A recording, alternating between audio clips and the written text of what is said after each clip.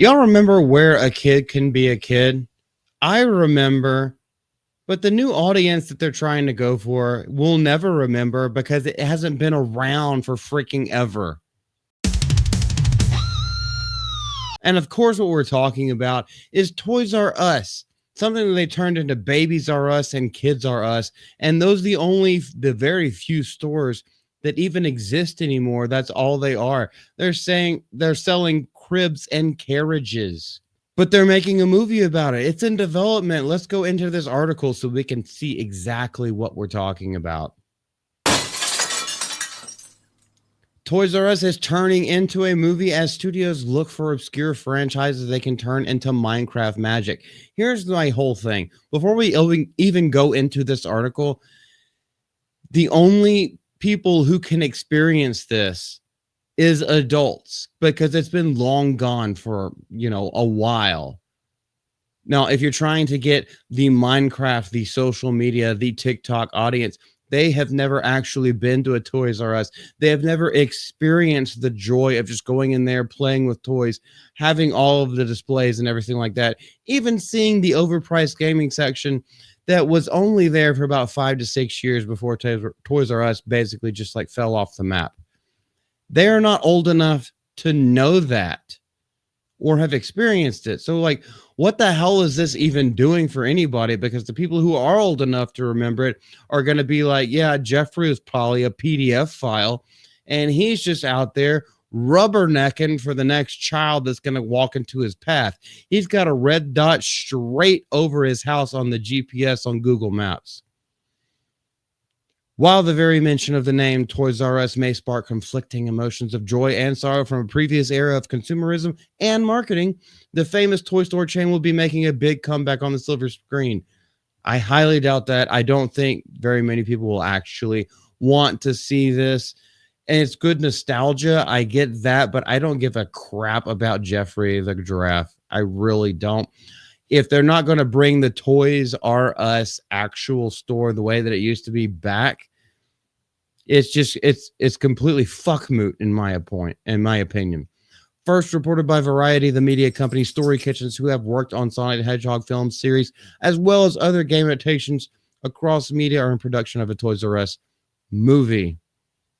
What are they going to do with it? All right, here's my first thought, because I don't think we actually have any storylines or any like plot points that have been discussed or even leaked or anything like that. So this is the first thing that I thought of. They're going to go probably the route of Big, like, the 1988 Tom Hanks film. They're probably the way that they brought in FAO Schwartz into that film. That's probably the storyline that they're going to do if they try to do a Toys R Us thing.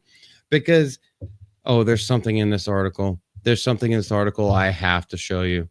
And it sits right here. A live action Toys R Us movie is in the works. What do they mean by live action? Because The Lion King 2019 was considered live action. And if they're going to bring Jeffrey back, which everything that we've been told has basically said that, yeah, Jeffrey is going to be a main character of this film as it goes into production. Now, how far along in the writing process, how far along in the development, do they have a director? Do they have actors? Do they have anything? We don't know. But what is a live action Toys R Us movie is in the works? What does that actually mean? The world's most iconic toy retailer and its titular mascot, Jeffrey, are coming to the big screen to inspire new generations of kids that will never want to grow up. I don't want to grow up. I want to be a Toys R Us kid. From bikes to trains to video games, Toys R Us remains committed to inspire creativity, play, and imagination. Statement via Story Kitchen website. That's the most PR shit I've ever seen in my life.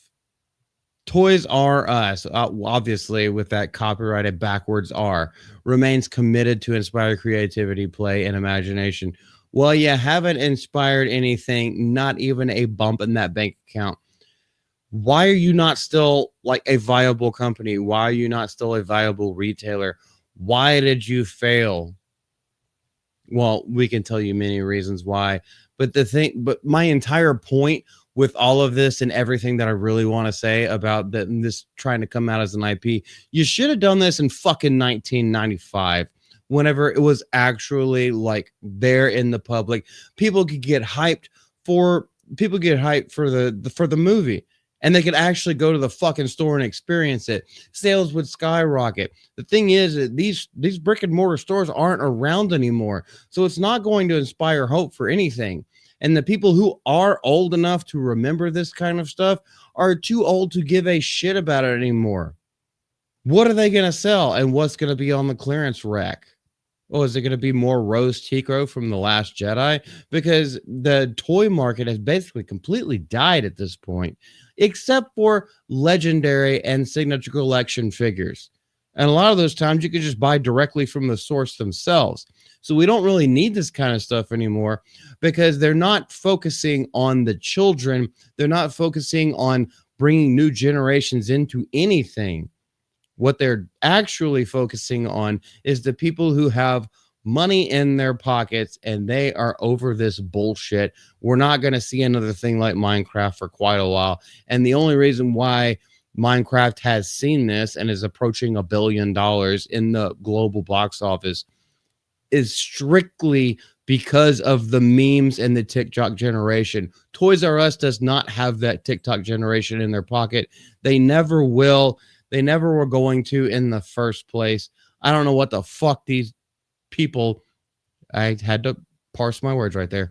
I don't know what the fuck these people were trying to think of whenever they're like, oh yeah, let's bring a giraffe that nobody can even recognize anymore back into it. Like, how many hundreds of $1,000,000 are they going to pour into this, trying to hit nostalgia bait for a generation of people who don't give a shit anymore? Yeah, we look back on that with fond memories, but they gave up on themselves a long time ago. So why should we care? I don't know. If you actually do care, leave your thoughts down in the comment section below. This is Multi from Mouth to Multi. Thank y'all for showing up. This is a great day. Y'all are great people, and have a great one. Bye bye.